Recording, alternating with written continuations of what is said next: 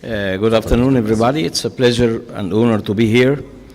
My topic today, and I will congratulate the organizing committee for the Arab Association for Study of Diabetes and Metabolism. My topic today is a delivery of a cardiologist message to the diabetologist about new horizon for cardiovascular management in diabetics. First of all, we know that the major killer of diabetic patient and even non-diabetic is the cardiovascular disease worldwide, and I think in diabetes the scenario is so complex, acting many factors in the background with endothelial dysfunction, insulin resistance, accelerated atherosclerosis, prothrombotic status, and associated comorbidities with atherogenic risk factors makes atherosclerosis appears early in life and in an aggressive and complex way. Actually, for the background of diabetes, there is an atherogenic milieu. All we know that with insulin resistance, there is liberation of free fatty acids going to the liver, with LDL increase in the circulation and increase glucose to the blood vessels with glycation of the arterial wall and delivery of small dense particle of LDL with reduction of HDL and increase in triglycerides. This is atherogenic milieu constitute a part in the process of atherosclerosis in diabetic population. Actually speaking, this is very, very important title, cardiogenic diabetes, because in diabetes we have an altered free fatty acid metabolism in the muscle cell of the heart, decrease in the cardiomyocyte energy level, microvascular dysfunction, augmentation of neurohormonal activation, cardiac autoimmune dysfunction, and hyperglycemic cardiomyocyte damage, and diabetic cardiomyopathy will culminate even without other associated factors that leads to heart failure. And once heart failure occurred in diabetic, there is a vice versa of circle that with decreased flow to the pancreas, there is a pancreatic dysfunction, reactivation of the neurohormonal system, and a decrease in the insulin delivery with insulin resistance, increased inflammation, and this culminates into a vicious circle between the milieu in the diabetic patient and the associated heart failure that already augment this process again. And for atherosclerosis, we have three main mechanisms with subsequent signaling in diabetic patient with hyperglycemia, free fatty acids, and insulin resistance that will culminate into increase in the protein kinase C, oxidative stress, and glycated in the products that will, on the cascade, on the vascular level, we will see a vasoconstriction, inflammation of the arterial wall, and the hypercoagulable state, all working together in creating an atherosclerosis that is as early in life and aggressive enough to see the complex scenario that we'll see in the coming few slides. And this is how the arterial wall in acute coronary syndrome. In arterial coronary syndrome, in STEMI patients, we are rushing to the cath lab just to open the artery, and the clot is completely dissolved, and we open the flow in the epicardial vessel. But in diabetics, we have a major problem on the capillary level, not also in the arterial level. So we have a microvascular spasm more in diabetics. We have obstructive emboli with distal embolization to the vascular bed that is more common phenomena in diabetics. And there is also a phenomena of myocardial swelling that is related to myocardial dysfunction, related to diabetes. So we are training our residents, just you will not be happy to open the epicardial vessel. We have to make sure that we have a complete revascularization even in the microvascular level. We see it in angiogram, we called it myocardial plush. Sorry for this technical cardiac issue, but we have to know this is a problem in acute coronary syndrome, especially in STEMI population. For the myocardium in diabetics, we have a major problem with declining the myocardial function over years of diabetes, having a diabetic cardiomyopathy incidence going through all the year of life in diabetic patient, coronary microvascular dysfunction the same, but with age, hypertension incidence increase, coronary arterial epicardial vessel increase, and diabetic nephropathy increase. So a fixed ratio or fixed percentage of diabetic cardiomyopathy, fixed percentage of a microvascular coronary dysfunction, but we have an increasing over age in diabetic population, hypertension increasing with age, epicardial vessel increasing, coronary increasing with age, and diabetic nephropathy culminating into heart failure associated with diabetes.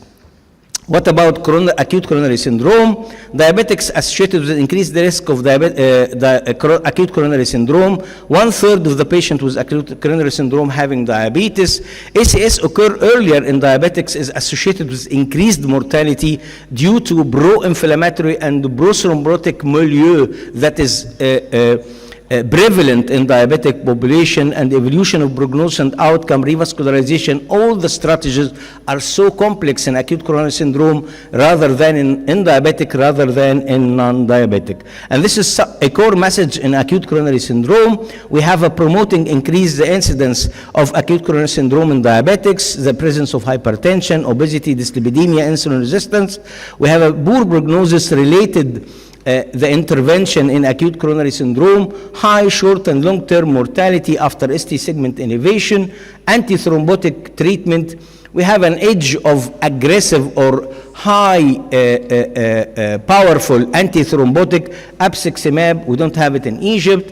Prasugrel and ticagrelol, we have ticagrelol in Egypt. It is better justified than clopidogrel. And for revascularization in ST segment elevation, the default is primary PCI, and cabbage may be the option that help diabetics more in case of chronic coronary syndrome.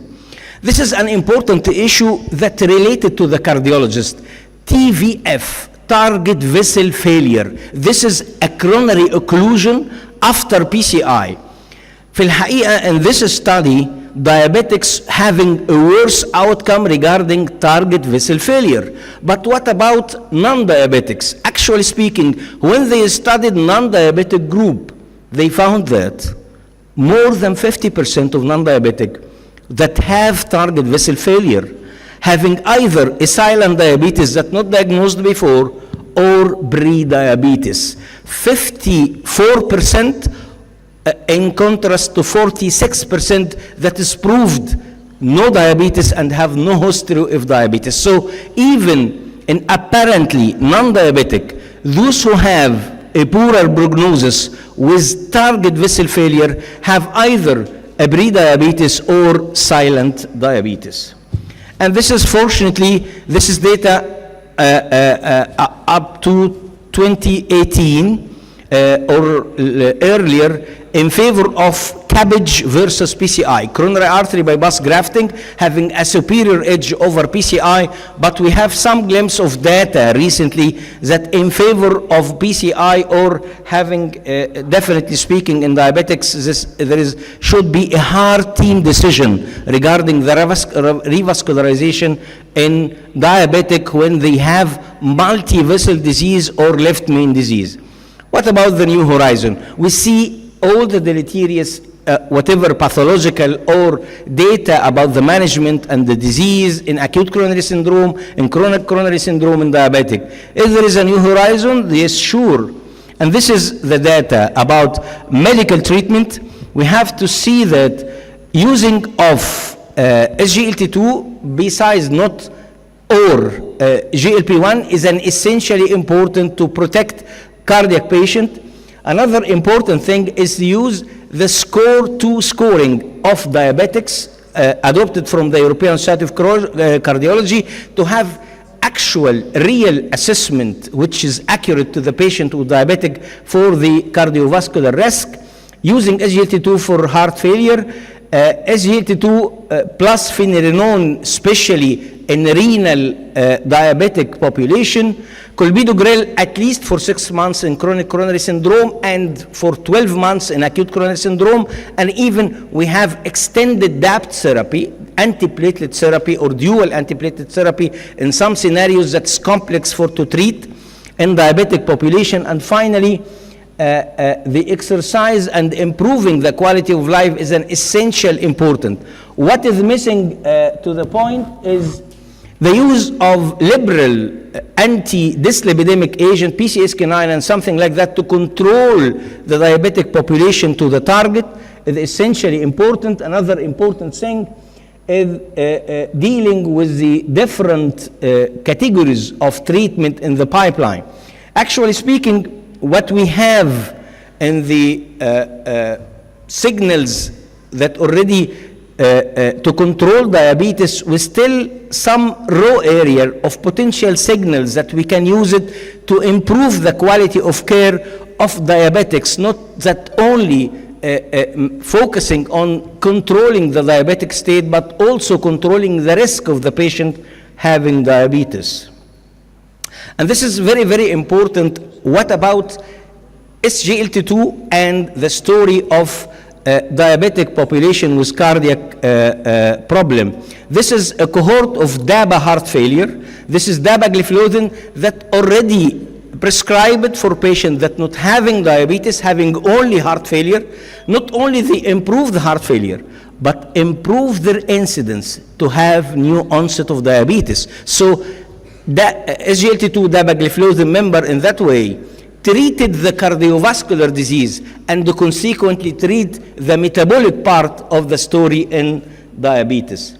And this is for all what you know, that SGLT2 is not working only on the pancreas, it works on the brain, on the heart muscle, on the lungs, on the fatty cells, in the liver, in the kidney, in the arterial wall, and even in the peripheral muscles. This may explain why these drugs have the cardiovascular effect predominate their anti-diabetic effect.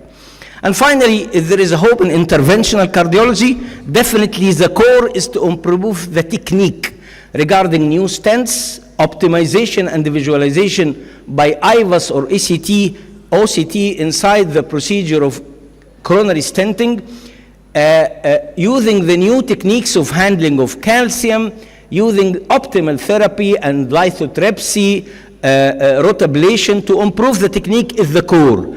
But in diabetics, improving and optimizing the techniques should issue another problem that is related to the diabetes, is to control the myocardial dysfunction, the effect of exogenous insulin, the antiplatelet, and I said just few minutes ago about extended antiplatelet treatment in some scenarios in diabetics, chronic kidney disease that already complicates the scenario, and the presence of vasculopathy.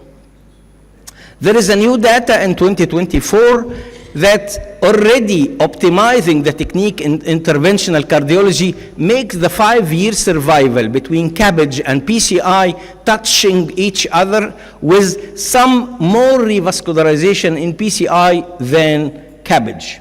Mr. Chairman, to conclude, as mentioned a decade ago, type 2 diabetes is a primary cardiovascular disease that later manifests with a metabolic component is true statement. Narrowed focus on just glycemic control is very limited scope that will not manage the main killer of diabetic patient, which is cardiovascular disease. Working upstream before diagnosis of diabetes, like working on obesity and insulin resistance, together with working downstream in tissue glycation, oxidation, inflammation, will be the future to prevent cardiovascular events in diabetics. Optimizing drug treatment will be the current challenge in treatment of diabetics, hand in hand with optimizing non-pharmacological care, mainly lifestyle. And finally, Mr. Chairman, optimizing cardiovascular intervention and surgical techniques in diabetics is the cornerstone to improve long-term outcomes besides updating drug treatment. Thank you very much for your attention. Thanks, Dr. Bassem. Again and again, you are stressing the holistic approach for risk factors in managing diabetes, and you put us on the new horizon in treatment cardiovascular problems and intervention in cardiology. Thank you very much. Any question or comment from the floor?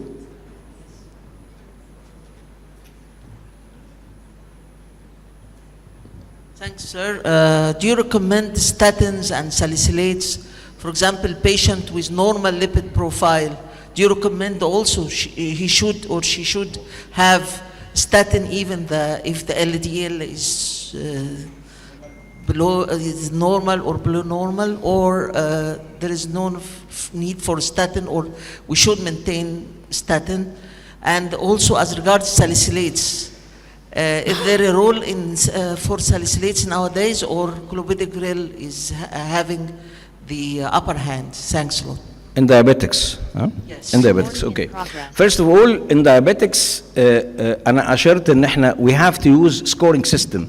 The score 2 for diabetics is essentially important to calculate the risk.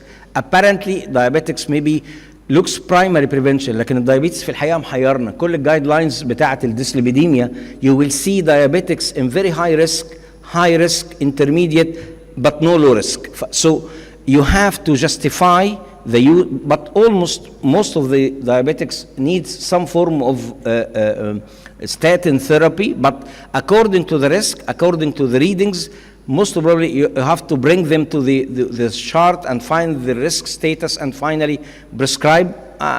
أنا بالنسبة لي prescribe even حتى small dose لو الريسك is intermediate، لأن إحنا ما عندناش low in diabetics.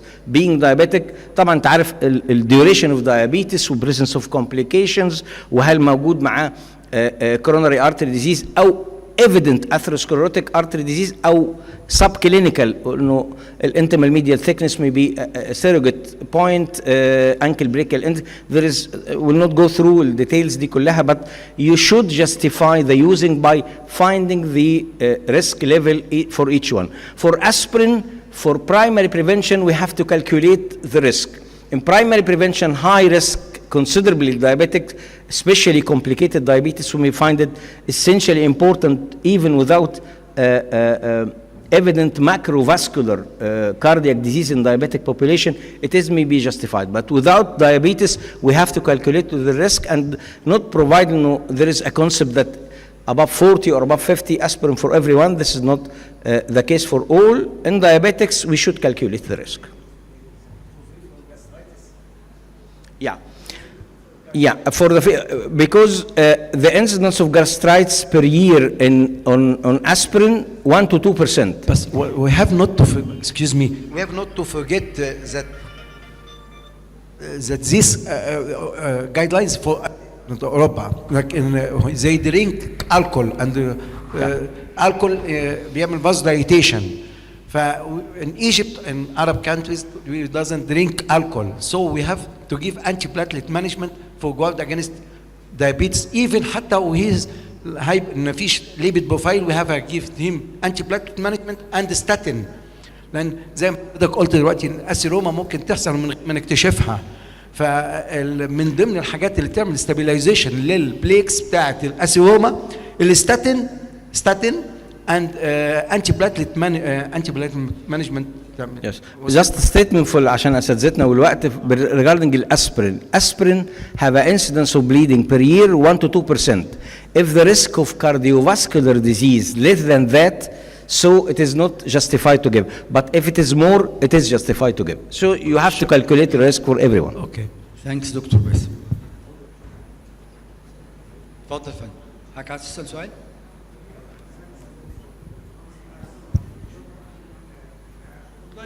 About dyslipidemia in diabetics.